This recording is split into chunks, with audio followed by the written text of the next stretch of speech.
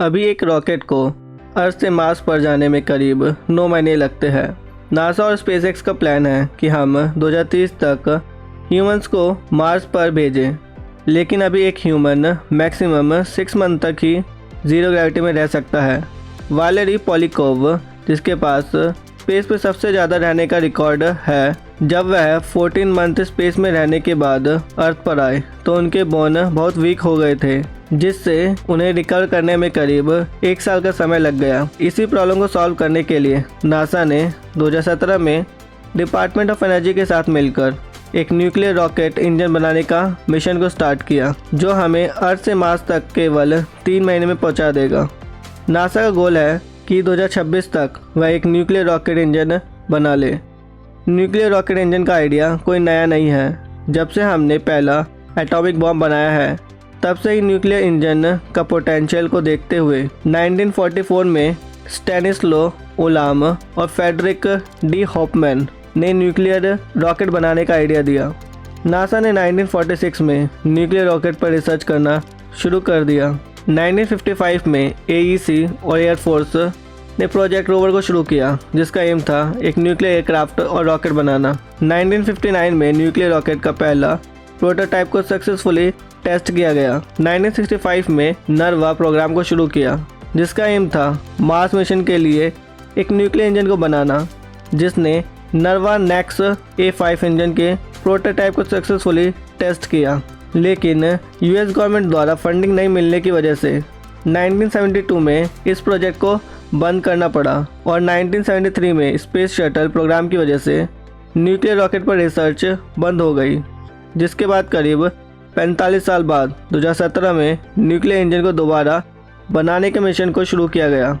NASA अभी 2 type के nuclear engine पर काम कर रहा है, nuclear thermal engine, nuclear electric engine. अभी केमिकल इंजन में हम लिक्विड ऑक्सीजन और मीथेन फ्यूल का प्रयोग करते हैं, जिसे कंबशन चैम्बर में मिक्स किया जाता है, जिसके बाद इसमें एक्सप्लोजन होता है जो रॉकेट को थ्रस्ट देता है। इस थ्रस्ट की वजह से रॉकेट अर्थ से लिफ्ट ऑफ करता है और हम जितना ज़्यादा थ्रस्ट प्रोड्यूस करेंगे, रॉकेट उतना ज़्यादा तेज़ ट्रैवल करेगा।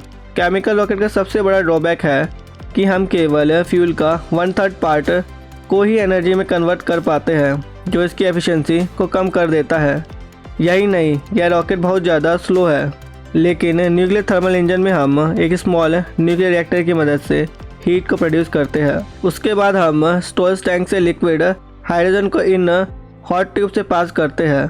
हीट की वजह से लिक्विड हाइड्रोजन गैस में कन्वर्ट हो जाता है और फिर नोजल हाई प्रेशर से हाइड्रोजन को रिलीज करता है। ऐसा सिमिलर प्रोसेस केमिकल रॉकेट में भी होता है। तो यह सबसे ज़्यादा एफिशिएंट क्यों है? किसी भी रॉकेट की एफिशिएंसी मेज़र करने के लिए हम स्पेसिफिक इम्पल्स का प्रयोग करते हैं, जो होता है thrust force upon flow rate. और जितनी तेज़ी से रॉकेट फ्यूल को नोजल से रिलीज़ करेगा, उस रॉकेट की एफिशिएंसी उतनी ज़्यादा होगी। न्यूक्लियर थर्मल इंजन की फ्यूल फ्लो रेट 1 किलोमीटर पर सेकेंड है, वहीं केमिकल इंजन की फ्लो रेट 4 किलोमीटर पर सेकेंड है, जो न्यूक्लियर थर्मल रॉकेट को केमिकल रॉकेट से दुगना एफिशिएंट बनाता है।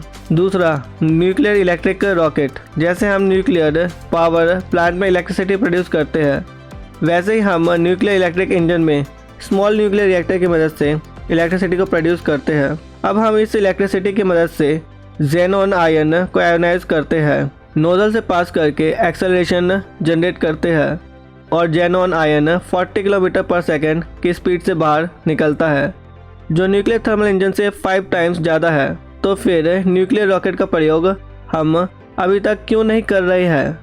न्यूक्लियर रॉकेट की एफिशिएंसी केवल फ्लो रेट पर ही डिपेंड नहीं करती है, बल्कि थ्रस्ट पर भी डिपेंड करती है। और थ्रस्ट डिपेंड करता है कि नोजल कितनी क्वांटिटी में फ्यूल रिलीज़ कर रहा है।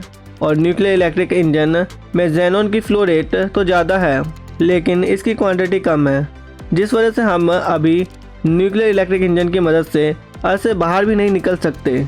इसके अलावा हम न्यूक्लियर रॉकेट में यूरेनियम का प्रयोग करते हैं, जिसे अर्थ पर कंट्रोल करना एक चैलेंज से कम नहीं है, उसे स्पेस में कंट्रोल करना एक बहुत बड़ा चैलेंज है। सपोर्ट करें हमारे साइंटिफिक नॉलेज को हर इंसान तक पहुंचाने के मिशन को by sharing this video. Like करें वीडियो को और सब्सक्राइब करें इस चैनल को। So see you in the next video. Bye bye.